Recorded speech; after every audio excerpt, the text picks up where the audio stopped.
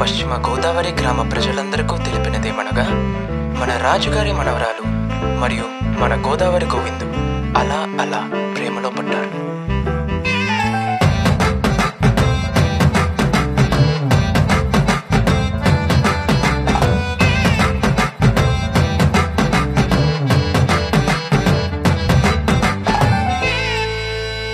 ఈ రోజుల్లో ప్రతి ఒక్క నా కొడుక్కి డబ్బున్నమ్మాయే కావాలరా.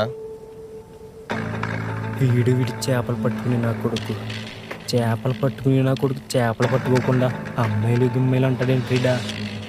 రండిరా వీటి సంగతి చూద్దాం. రే ఆపరా.